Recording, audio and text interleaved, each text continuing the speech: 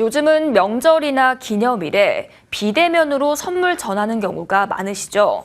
모바일 상품권 시장이 10조 원 규모로 커졌는데 매출이 늘어도 소상공인들의 소갈이는 깊어지고 있다고 합니다. 어떤 사정인지 이원호 기자와 자세히 알아보겠습니다. 어서 오세요. 요즘은 축하할 일 있을 때 카카오톡 선물하기를 많이들 사용하잖아요. 이 시장의 규모는 어느 정도인가요? 네, 모바일 상품권 시장은 사용량이 해마다 크게 늘고 있습니다. 직접 만나지 않고도 주고받을 수 있고 사용하기도 편리해서인데요. 자료 보면서 한번 설명드리겠습니다. 통계청에서 모바일 상품권 거래액을 별도로 집계하기 시작한 건 지난 2017년부터입니다.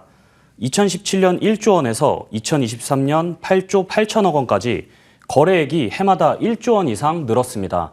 연평균 성장률은 39%입니다.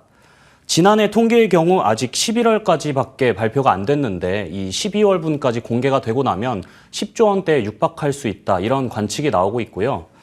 보통 시장 규모가 10조 원 정도가 되면 그때부터는 산업이라는 꼬리표가 붙습니다.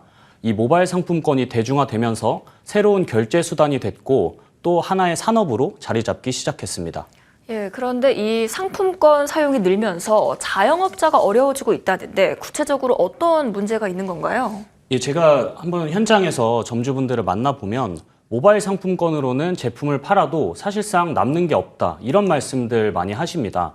플랫폼 등에서 떼어가는 수수료가 과도해서인데요.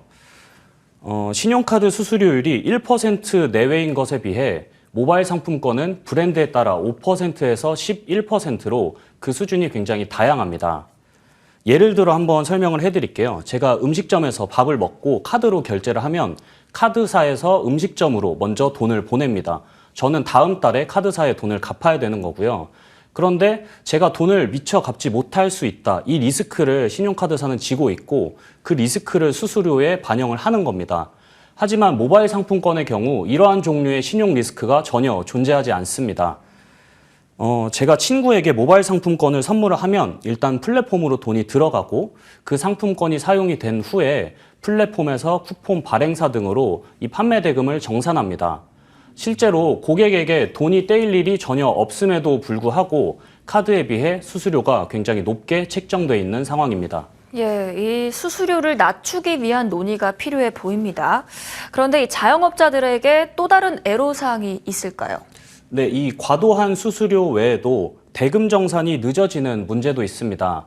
매장에서 현금으로 재료를 먼저 구매를 하고 그것으로 제품을 만들어서 파는데 이 판매 대금이 한 달이나 뒤에 들어오게 되니까 현금 흐름이 악화될 수밖에 없는 건데요. 모바일 상품권 시장은 플랫폼과 쿠폰 발행사, 프랜차이즈 본사와 가맹점 이렇게 4개의 참여 주체가 꼬리에 꼬리를 무는 식으로 계약을 맺고 있습니다. 수수료를 낮추든 정산 주기를 단축하든 뭔가를 바꾸기 위해서는 이들 사이에 체결된 계약 모두에 새로운 내용을 반영해야 합니다. 참여 회사들이 한꺼번에 움직이지 않고는 문제가 쉽게 나아지기 어려운 구조인데요.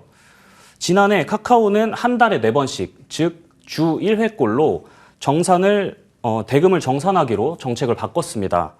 그런데 프랜차이즈에 따라 이 내용이 반영된 곳도 있고 아닌 곳도 있습니다. 예를 들면 투썸플레이스는 올해 1월부터 일주일에 한 번씩 정산을 받게 됐는데 맘스터치는 기존 계약 그대로 한 달에 한 번씩 정산을 받고 있습니다. 플랫폼과 쿠폰 발행사 사이의 계약은 바뀌었지만 쿠폰 발행사와 프랜차이즈 본사 이 둘 사이의 계약은 그대로인 영향입니다. 결국 수수료가 높고 정산도 늦어지면서 자영업자가 어려워지고 있는 건데 문제 해결을 위해서 주무부처가 가장 먼저 해야 할 일은 무엇일까요? 네, 이와 관련된 정부 부처는 공정거래위원회와 중소벤처기업부입니다. 참신하고 창의적이고 뭔가 새로운 아이디어가 필요한 상황은 아니고요. 그저 그 전에 하겠다고 했던 것들을 하면 됩니다. 지난해 국정감사에서 이영 당시 중기부 장관은 부처 차원에서 모바일 상품권 문제를 잡아나가겠다면서 사용 실태를 조사하겠다고 밝혔습니다. 한기정 공정위원장도 지난해 말 이에 대한 실태 조사 의지를 표했는데요. 아직까지 가시적인 움직임은 없습니다. 심지어 공정위는 문제 해결을 위한 기초적인 자료도 갖고 있지 않았습니다. 수수료율과 관련해 국회가 질의서를 보냈는데요. 공정위는 모바일 상품권의 유통 구조와 관련한 지침이나 자료 별도로 산출 또는 관리하고 있지 않다고 답했습니다. 자, 카카오와 같은 플랫폼사에서 그다음에 이제 모바일 발행사 이 라인에서 발생하는 근본적인 그 모바일 쿠폰의 수수료 이것을 낮추는 것은 지금 아무런 대답도 하지 않고 있거든요. 이 부분을 낮춰야 되는 것이 핵심입니다. 예, 소상공인과 자영업자의 민생을 위해 두 기관 모두 전향적인 자세로 문제 해결에 임할 시점입니다. 예, 모바일 상품권 시장이 커지면서 나타나는 이 문제점들을 하루빨리 해결해야겠습니다. 오늘 말씀 잘 들었습니다.